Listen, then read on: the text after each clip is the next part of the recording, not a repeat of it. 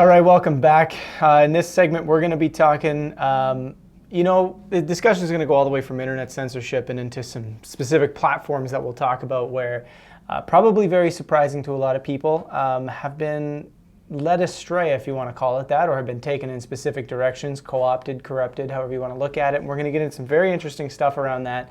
But I mean, it's no surprise that over the past little while, social media has become more and more a kind of a controlled narrative, right? The pressures are on to, when it comes to vaccines, when it comes to elections, when it comes to anything relating to big public interest stories, there's a lot more clampdown on that. There's a lot more pressure coming from politics, coming from outspoken voices about this. And we're going to dive into this a little bit deeper. I got Richard Enos here with me for this segment to discuss this a little bit further.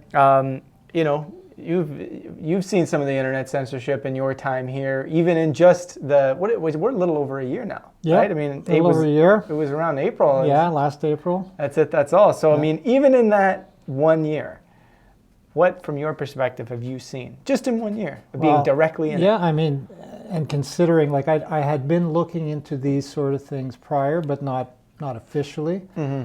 But what I've certainly seen a change in Google's search mm-hmm. results. Yeah.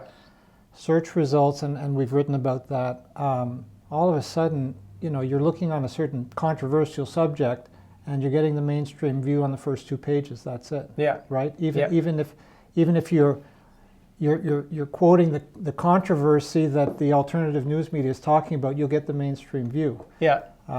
You'll get certain websites coming up at the top all the time, mm-hmm. and we recognize that they have a certain perspective. So there's been that. There's obviously been censorship on Facebook. Mm-hmm. There's obviously been changes in algorithm on Facebook to sway people kind of away from the alternative narrative towards the mainstream narrative. Yeah. We've seen YouTube shutting down channels. We've seen this whole hate speech meme or idea come forward, and so in a way, like, they're using hate speech, they're using conspiracy theory, they're using debunked conspiracy theory, for example, to discredit things, Pizzagate, for example. Yeah. And it's all about, let's not allow people, or let's shame people or ridicule people for wanting to look further into these matters. And a lot of it comes back to the vaccine sort of argument and the way they use that. Nothing to see here, science has already been proven. And those who are called anti-vaxxers are actually people who are looking for scientific inquiry. Yeah. And that's it, to continue bigger studies, and let's look more deeply into it. Yeah. Even actually just had a recent experience. I don't even know if I shared it with you guys yet, but had a recent thing with Facebook. So Facebook is now, you may or may not have noticed this in the news feed, if a controversial article, and when I say that, I mean an article that, a good example is, there was the firefighters with the 5G, there was the study that was produced where firefighters had been reporting that ever since a cell tower had been installed on top of the station, there was suddenly all these issues with headaches and other things related to their health that they noticed. And this became a big thing that one particular firefighter spoke out about. And that was all documented and so forth. Everybody in the area was surveyed and so forth. And so we wrote that story. Now, when we initially titled the story, we had slightly, like, it was an error on our part, we had slightly made a confusion involving 5G, which within probably, I think, an hour, maybe even less, we had corrected. However, Facebook doesn't really allow you to correct a title that's already been put out. So what ended up happening was this new fake news fact checker type thing that's not Snopes came along, looked at our story, somehow read through it, did not see the correction, which we very clearly labeled within the first hour, and in big bold letters we had our correction on there, wrote a story claiming that our story was completely false. And then now on Facebook, anytime that link appears of that firefighter story, regardless of the fact that we've corrected the title, we've corrected it, it's all very clear, it still says this story is fake news. It will show up right in the news feed below our article. It'll say, this story is fake news. It's not true. And I'm thinking to myself, like, wow, like, here's a journalistic error, right? That happens. Guess what? That's part of it. You find it, you correct it, you make it clear, you're good. That's part of the business. And it's on there now as, oh, fake news. Yet I can guarantee you, you will not find any fact checker going and popping up underneath any mainstream article that still to this day may or may not have been corrected, including everything that happened over the 2 years of Russian collusion stuff. But I mean, that's a fascinating instance. And I actually reached out to the company that was involved in that fact checking, and I said, hey, you know, this was corrected on the same day. Like, I mean, I can show you the editing time codes, and I can, you know, it's all listed here. We even put in the edit that it happened same day, everything like that. I said, I'm surprised that you guys didn't catch this and are still haven't changed your rating. We would like the strike removed because it's the only strike we have. In 10 years, it's the only strike we have. And he bluntly replies, very coldly. We reply to every email. We will look into this matter and determine whether or not it's there, but you have to email us if we make a mistake. I.e., like, I did email you, no problem. I didn't say anything bad. I didn't say anything like you guys are horrible. Nothing. I just said, hey, you know, I'm just inquiring about this. I would love to have this removed because, you know, we corrected this almost instantaneously, and you know, you haven't. I'm surprised you even wrote the story, right? And so I don't know. I'm going to keep an eye on that. But I just thought it was interesting. You get this very cold response, and then you start thinking, who are the people necessarily behind these fact checking? Well, exactly. What's amazing is that they would have been able to do something so quickly, right? Yep. And so they've got people on their toes, ready to write such stories. But ultimately, from a news point of view or from a endangerment to the public point of view about this fake news story, is it convincing anybody that they're not doing this for ulterior motives? Mm-hmm. You know, other than, you know, this idea that in the public interest, that we can't allow people to look at stories that we consider fake without giving them the warning, giving them the heads up. Yeah.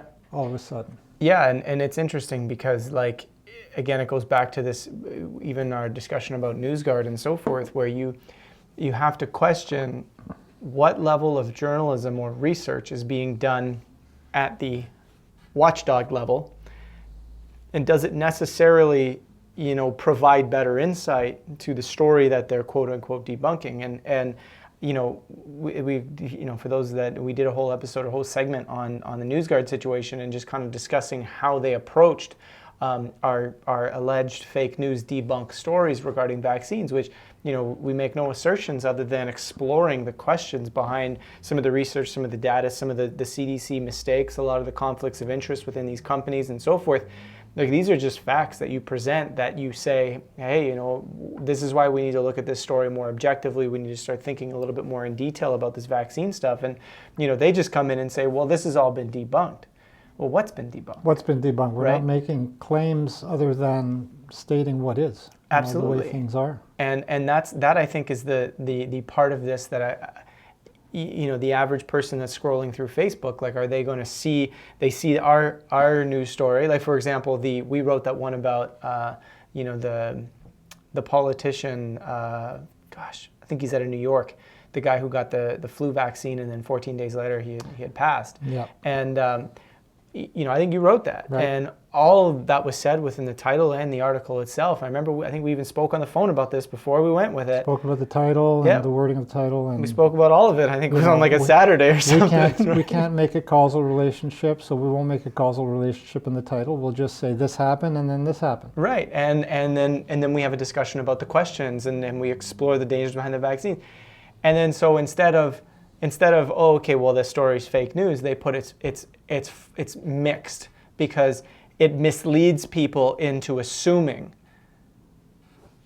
How are we misleading? Just because we actually decided to have the conversation, because we decided to ask the question, hey, here's another mounting, he's part of this mountain of stories, mountain of evidence that is saying, hey, there seems to be some issues where this is not the first guy that has gotten a flu vaccine and then has either gotten seriously sick or passed. It's not the first time this has happened. So just because we're having that discussion, we're misleading people? Well, it's the same thing as the whole conspiracy theory sort of strategy, which was devised by the CIA, right? To say someone is spouting some crazy theory, and let's just put an end to it right now and ridicule it, because that kind of inquiry shouldn't be happening, because it goes against the mainstream. Right? Yeah, it goes against what they want people to be thinking about what's going on. And it brings up one of the big topics that we're going to explore here today in this segment, is the idea of skepticism, right? And I think everyone sort of has a little bit of a subjective idea within themselves as to what skepticism is, what it means, the connotations that go with that. I'm gonna just kind of come out and say, I think in a mainstream perspective, skepticism is kind of viewed as this almost more intelligent point of view, whereby everything that you hear, you have a healthy level of skepticism, which really just means you're willing to question. I mean, if you really look at what skepticism is, it's this idea of I'm not going to believe it. Well, that's okay, but it doesn't mean you have to aggressively identify as a skeptic, meaning, now all of a sudden, well, now I have to think this way, and I have to be someone that doesn't believe something unless it's 100%. Well, that's not really science. That's what you want to be in, is this healthy relationship of questioning, of exploring different things, but being open. That's the big thing, being open to ideas. And a lot of times when we see in the skepticism culture is it becomes like, well, this is an idea that doesn't fit the skeptic frame of mind. I can't question this because, as a skeptic, this is already a non conversation, and conspiracy theories and talking about things like paranormal, talking about things like alternative medicine fit right into that. Yeah, and some people who have a certain perception of things, and they're comfortable with it, and they're uncomfortable going beyond the bounds. They kind of hide behind this veil of skepticism, in that they're not going to accept something as truth unless it's absolutely established as truth, which means, it's in all the mainstream newspapers and everybody's accepted it. Now, there are some things that happen, like, for example, there's a time when you had doctors on TV smoking cigarettes and saying, cigarettes are healthy, and anybody who claimed otherwise was a crazy conspiracy theorist. So then all of a sudden, after, a lot of work and trouble in that, finally the mainstream admits, okay, smoking causes cancer, we're going to put it on the cigarette packs. Now the skeptic will accept that as true. For sure. But he's not going to go back into the past when he was skeptical about it and say, well, I was wrong about that. Right. He'll kind of say, like, I was right to be skeptical up until the point where there's absolutely no doubt about it, and then I'll believe it. Yeah, even though everyone was screaming, hey, there's something we got to look at, and it's like, nah, really the science is settled. And then I start thinking to myself, hold on a second, we're repeating the same tobacco cycle right now with vaccinations. We're refusing to look at what's there. We're not wanting to talk about it. We're pretending the science is clear. We're pretending the doctors know exactly what's going on. Tobacco science, well, they have a term for it. It's called tobacco science, right? It was very much bought and paid for science, where they manipulated not only the public, but in the scientific realm, they created what they needed to push their story. The evidence that that's happening in the vaccine conversation is unbelievable. It's unbelievable. And we've had whistleblowers tell us that this is exactly what's happening. And yet here we are. We're still ignoring it. We're still trying to pretend like, well, we don't really have to say that it's the same cycle, because it's probably not, because vaccines are so, but it's like, hold on a second, like, we already have enough evidence to kind of see the patterns here. Maybe we should be thinking about this a little differently, but but here we are, we're not. And like you were saying, Google and Facebook and these other institutions are favoring, the content from Snopes, the content from, these engines that are... Certainly Snopes, PolitiFact, and that's another thing. When I started working here, started doing research into stories. I wanted information. I'd do a search. Bang, Snopes, PolitiFact. Really? Yeah. And you're looking, and it's, the skeptical mainstream, denial of when you're thinking, like, even when you're trying to get to a website, an alternative news website, you'll get Snopes talking about the story and saying, it's not true, even before you get there. Find that website maybe 2 or 3 pages down. Yeah. So, I've noticed that I've had to go, I think we've talked about this even in a previous episode. We had we had a story where it's like, I already read the article months prior, like I think it was 6 months prior, and I knew what the title was, I knew it, everything, and I'm searching for this thing on Google, I'm searching, and I can't find it anywhere. And I know exactly what it's called. I'm putting in all the right search terms. I take the exact same search terms, I go over to DuckDuckGo, it's the first result. And I'm like, this algorithm's getting good. They know how to hide information, even when people know exactly what to look for, exactly what to search. All I was getting back was mainstream stuff debunking it and Snopes talking about it. And this was something that was literally just a direct quote coming from a politician saying, here's what's going on. That's it. You can't call it fake news. It's a direct, if you're using someone who has a direct quote, someone, hey, I said this while I was in Congress, why is that a problem? Why should that not be heard by the public? I think it's wild. Level of... I mean, the fact that they're really on such shaky ground from a truth point, from an evidence point, yeah, it's gotten to the point where, just the suggestion, just the whatever alternative news or conscious media is doing to make people think is dangerous, is something that needs to be shut down, and something that needs to be couched on. How do we do it? Do we call this hate speech? No, it's not hate speech. Do we call this wild, tinfoil hat conspiracy theorists? Do we call it, anti-vaxxers? Do we call what's the pejorative term? Come on, guys, let's think. Let's put it together. And it's all about stopping people from thinking and obviously stopping people from learning the truth about what's going on.